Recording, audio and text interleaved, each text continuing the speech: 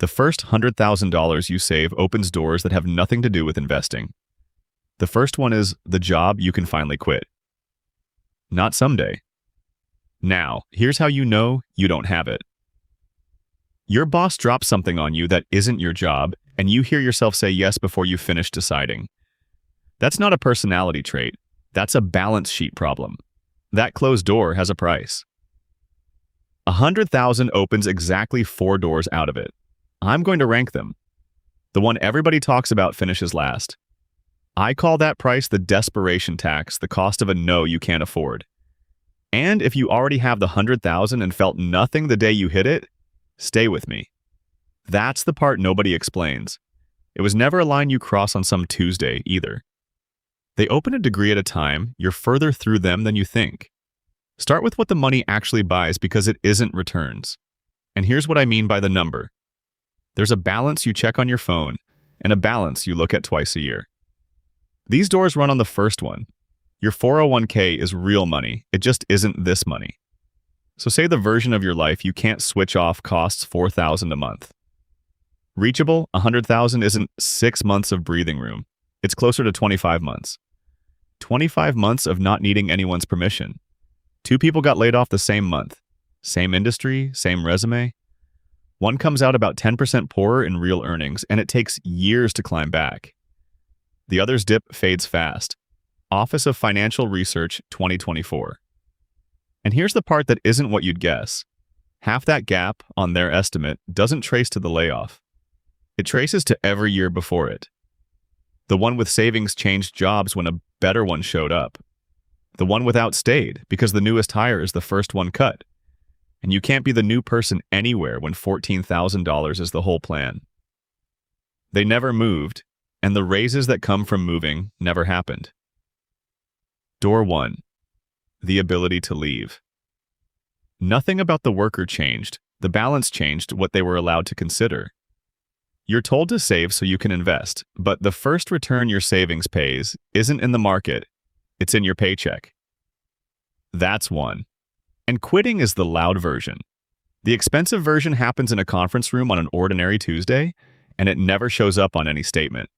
You already know you're supposed to counter. You've read the article, you don't counter because you can picture the silence right after. With $3,000 in the bank, you can't afford to find out what's in it.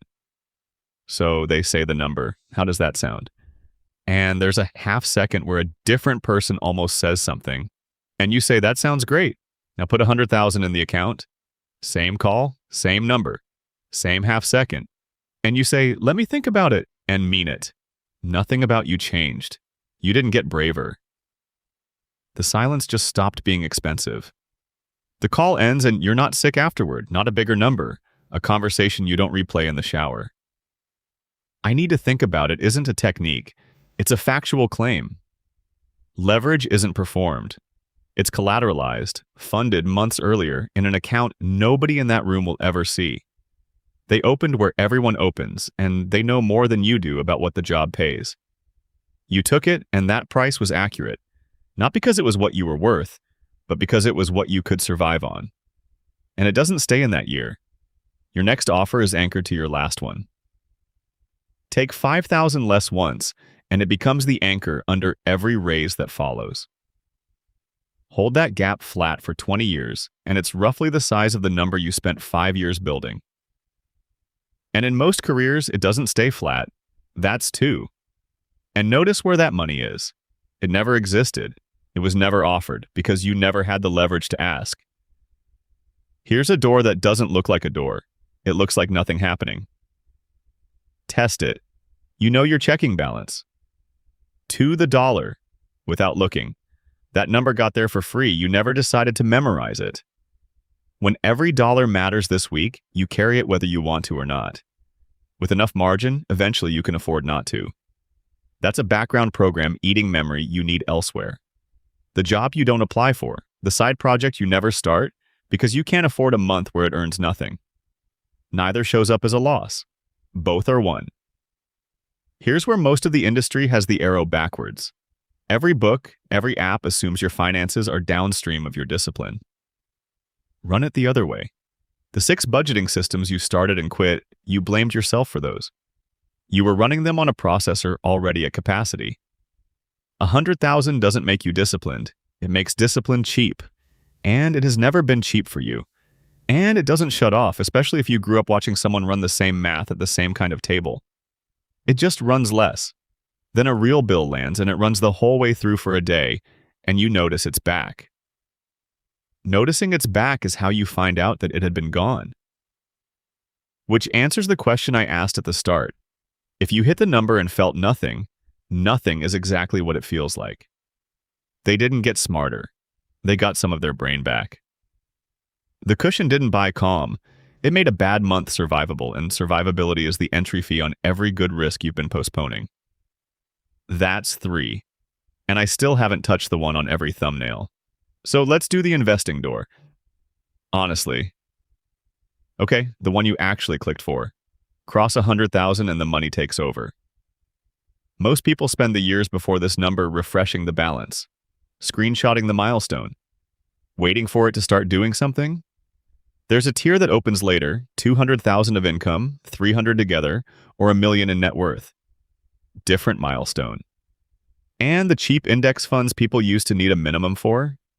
Vanguard cut theirs to $3,000 in 2018. Today, the cheapest have no minimum at all. The internet is describing a door that stopped existing. So nothing opens at 100,000. The scoreboard years paid for a nice dinner. Here's the door that is there. It isn't what you can buy, it's what you no longer have to sell. Every invested dollar you own has an asterisk on it. Unless the car goes. Unless the job goes. You didn't put it there, your balance did, so when the market drops, you open the app and you're not looking at the number. You're recalculating whether you can still afford to leave it alone. You weren't an investor. You were a seller with a date nobody had told you.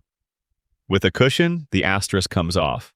Same fund, same market, same you. The first drop where you do nothing at all may be the first time that money ever got to behave like a long-term investment. It isn't locked away, it's just no longer on standby.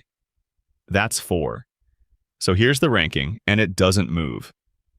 The investing door finishes last, and it isn't close because it was never really about access. It's the same thing sitting underneath all 4. You can afford to wait. Wait for the right job. Wait before you answer the offer. Wait out a month that doesn't pay. Wait through a drop. What does move is the 100,000 itself. Once you see what that number is measuring, you'll find you crossed part of it years ago. You don't feel this at 100,000. You feel it the first time a $400 car repair is annoying instead of a crisis. And if you're wondering why hitting the number didn't feel like anything, that's why. You'd been feeling it for 2 years, $400 at a time, because the number has a problem. Munger's famous first 100,000 line came from a very different price level. Inflation adjusts it and the target climbs well past 100,000, and everybody stops there, handing it back to you further away than when you started. That's the wrong correction. He was talking about a pile of capital getting big enough that compounding outruns what you can shovel in. Real milestone. Just not this one. Nothing in the last 10 minutes was about compounding. It was never 100,000, and it was never 200,000 either. It was a count of months. Months don't inflate, they're yours. At 4,000 a month, 100,000 is 25 of them. At 8,000 a month, 12. The question was never how much, it's how long. For scale, the median family holds about $8,000 in checking, savings, and similar accounts. At 4,000 a month, that's 2 months. 25 isn't a bigger balance, it's a different set of decisions. Which brings up the objection I've been avoiding since minute 2. 100,000 isn't freedom. Lose your income and your insurance in the same month, and it goes faster than you think. Let me steel minute. In network on a real plan, most of a bad year has a ceiling. In 2026, 10,600 for an individual. Narrower than it sounds though, premiums sit outside it. Out of network sits outside it. That can eat several months of runway on its own. But the real exposure is the pairing. The bill arrives in the same month you lose the job that was carrying the insurance. That's what actually ruins people. Door 1 closed at the worst possible moment. So no, it doesn't make you safe.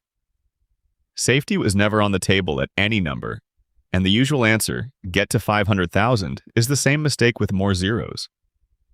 Here's the smaller question that is, does a bad month get to make your decisions for you? The transmission goes. $2,100. Version 1. You're in the service bay working out which card it goes on, and you'll think about it for 3 weeks. Version 2. Annoyed for an afternoon, then you forget it happened. Same repair, same money, different life. Version 1 is where the bad decisions come from. Selling at a loss. Moving somewhere worse for your career. Version 2 just costs money. Inconvenience versus catastrophe. That's the entire game. But none of it happens automatically. You can hold $100,000 and behave exactly like someone holding nothing. Same job. Same boss you've been describing to your friends for 2 years. Everybody guards against losing the money. Almost nobody notices the other way. An option you never exercise expires at 0. You don't leave the scoreboard years by hitting the number. You leave them the first time you use it. And using it almost never means withdrawing it. It means saying a sentence you couldn't afford to say last year. So find your own number instead of borrowing Munger's. 4 steps, and you can do the first 3 tonight. This is a frame, not advice about your particular situation. I don't know yours. 1. Look at the last 3 months, not your budget. Find what it costs to run the essential version of your life. Housing, food, insurance, transport, minimum payments. That's your unit. 2. Add up what you could reach by Friday without raiding a retirement account. Count cash first, that's your dependable runway. Then add ordinary brokerage money, but treat it more cautiously because it tends to be down exactly when the job disappears. Divide by your unit. That's your answer in months, and it's usually bigger than people guess. 3. Decide how many months you need before you'd stop rechecking.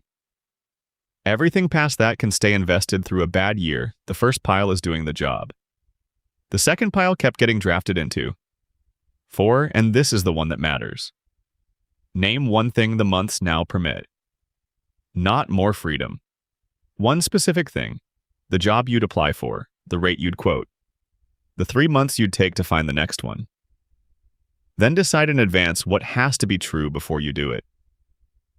Almost nobody does step 4, and it isn't because it's hard. Right now, staying is something happening to you. Write the condition down and it becomes something you're choosing. Every Monday, on purpose. That's the uncomfortable part, and it's the whole point. Write it while you're calm because the month you need it is the month you'll talk yourself out of it. Run those 4 steps and here's what changes. You stop saying yes before you finish deciding. When they say the number, you let the silence sit. The market drops and you don't open the app, and somewhere in there you answer the recruiter. Not because you're leaving, because you finally get to find out what you're worth to someone who isn't already paying you. None of that shows up on a brokerage statement. All of it shows up in your life. The biggest door isn't an investment. It's the ability to leave any room, any job, any deal that isn't working. Save long enough, and the real milestone isn't becoming rich. It's becoming difficult to corner. Speaking of numbers other people are chasing, the biggest one on the scoreboard is the million everybody quotes for retirement. It rests on one assumption almost nobody checks. Check it, and the number moves. If it landed that you've been saying yes before you finish deciding, that's the whole channel. Subscribe.